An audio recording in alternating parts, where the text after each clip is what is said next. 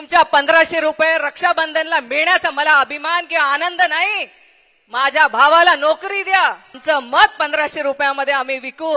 आम्ही हुशार आहेत, आम्ही हिशोबाला पण पक्के आहेत। लाडकी बहीण योजनेचा जो पोटसूळ तुमच्या पोटात उठलेला आहे तो कृपया ताई उठवू नका। भाऊ म्हणून ओवाळणी जी दिली आहे त्याच्यावर कृपा करून तुम्ही जळू नका, तुम्हाला त्रास करून घेऊ नका, नाहीतर तुम्हाला हा त्रास कायमस्वरूपीचा करून घ्यावा लागणार आहे। लाडकी बहीण लाडकी बहीण लाडकी बहीण करतात। आम्हाला लाडकी बहीण म्हणून जे तुम्ही 1500 रुपये देतायत ना, एक सुरक्षित वातावरण आम्हाला हवंय, कारण आम्हाला अधिकार आहे सुरक्षित वातावरणामध्ये जगण्याचा। अशोक बाबू मी म्हणते ना, या सरकारला महिलांचं मनच कळलं नाही हो। आम्ही महिला आहेत ना, भावनिक असतो।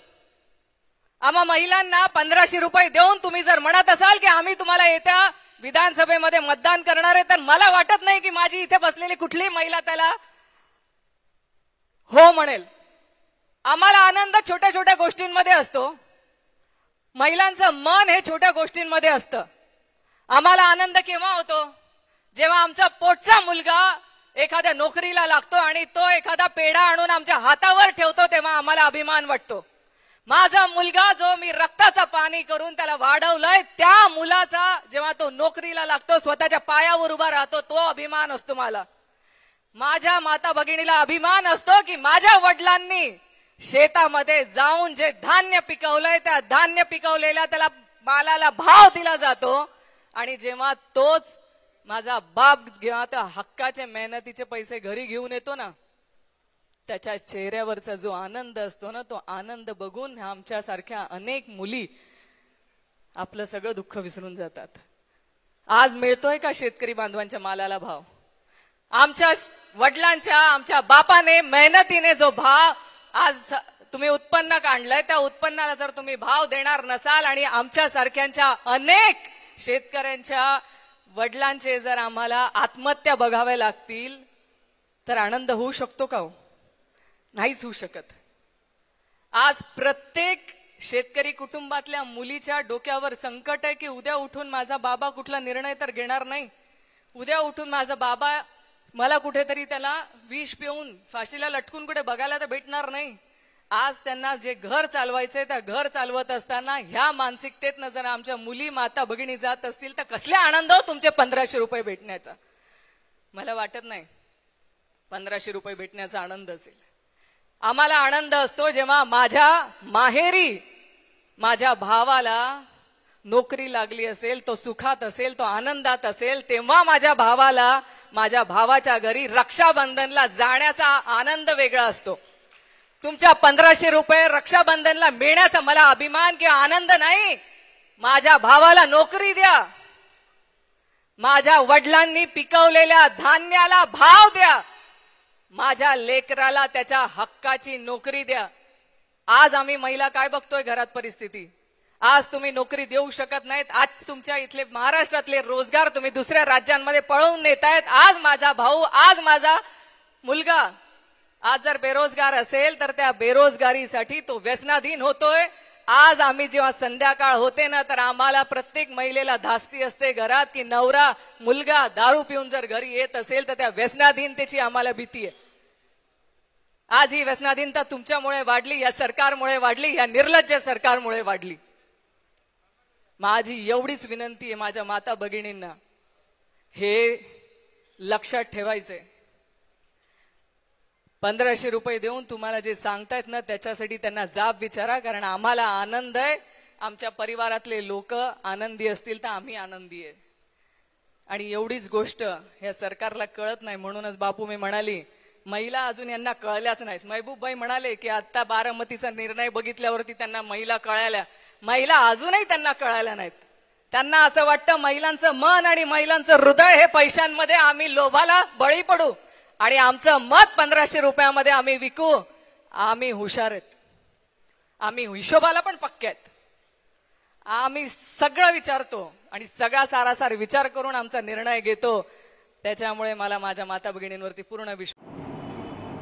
रोहिणीताई खडसे म्हणतायत की लाडकी बहीण योजनेचे 1500 रुपये देऊन आम्हाला हे सुख मिळणार आहे का आणि 1500 रुपयात तुम्ही आमचं मत मागताय हे योग्य आहे का असं त्यांचं म्हणणं आहे.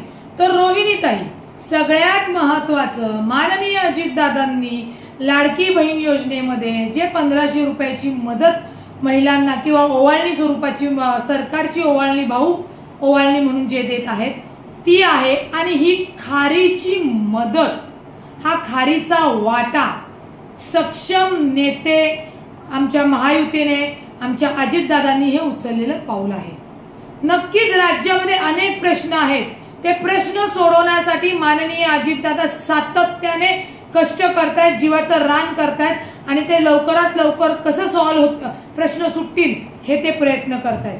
रोहिणीताई, तुम्ही म्हणलात की आमचं मन रमलेलं नाही, माता भगिनींना नोकरी हवी आहे, बापाला आणि पतीने शेतात घाम घालून पिकलेल्या पिकाला भाव हवाय, तुम्हाला चिंता लागलेली आहे, माझा बाप आत्महत्या करणार नाही, ही आम्हाला आत्महत्या करणार नाही अशी परिस्थिती राज्यामध्ये तयार झाली पाहिजे. ते 1500 रुपये घेऊन माहेरपणाला रक्षाबंधनला जाण्यात काय अर्थ आहे जर भावाला नोकरी नाही.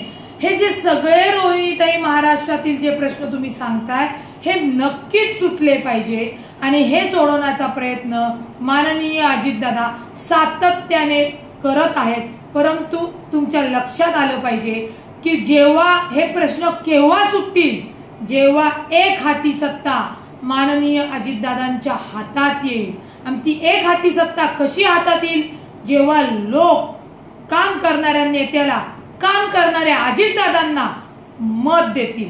एवढं तर ज्ञान तुम्हाला नक्कीच आहे. आणि मला तुम्हाला रोहिणीताई प्रश्न विचारायचा आहे, तुमच्या सख्या वहिनी या केंद्रात मंत्री आहे, तुमचे वडील हे आधी भाजपमध्ये होते, मग नंतर राष्ट्रवादीमध्ये आले आणि आता मोठ्या साहेबांसोबत होते, आता पुन्हा ते भाजपच्या वाट्यावर आहेत. त्याच्यामुळे राजकारणाची पार्श्वभूमी असलेली तुमचं घराणं आज तुम्ही तुमच्या अस्तित्वासाठी वेगवेगळ्या पक्षामध्ये आहात, काम करत आहात. तेव्हा हे काम तुम्ही का करत आहात, तर लोकांची कामे करून लोकांनी तुम्हाला मत देऊन तुम्ही कुठेतरी लोकप्रतिनिधी म्हणून विधान भवनात असेल किंवा नगरसेवक असेल या ठिकाणी काम करू शकाल. त्याच्यामुळे लाडकी बहीण योजनेचा जो पोटसूळ तुमच्या पोटात उठलेला आहे तो कृपया ताई उठवू नका. कारण का या अनेक प्रश्नामधनं, पिकाला भाव नाही, भावाला नोकरी नाही, आपले वडील कष्टाने काम करतात आणि घाम गाळतात आणि आत्महत्या करतात, हे प्रश्न नक्कीच सुटले पाहिजे. पण हे प्रश्न सोडवत असताना माता भगिनींना एक खारीचा वाटा, एक मदतीचं, एक मानसिक भाऊ म्हणून ओवाळणी जी दिली आहे त्याच्यावर कृपा करून तुम्ही जळू नका, तुम्हाला त्रास करून घेऊ नका. नाहीतर तुम्हाला हा त्रास कायमस्वरूपीचा करून घ्यावा लागणार आहे. कारण का माननीय अजितदादांनी मुख्यमंत्री लाडकी बहीण योजनेतनं 1500 रुपयाची जी भाऊबीज ओवाळणी सरकारतर्फे दिलेली आहे ही अखंड चालू राहणार आहे. त्याच्यामुळे तुम्हाला अजून त्रासांमध्ये त्रास होईल, पण एक महिला भगिनी म्हणून जळू नये. ज्या जनतेच्या माता भगिनींना हे 1500 रुपये मिळतात त्याच्यामध्ये तुम्ही आनंद मानला पाहिजे. उलट महायुतीचे आणि खास करून माननीय अजितदादांचे आभार तुम्ही मानले पाहिजे.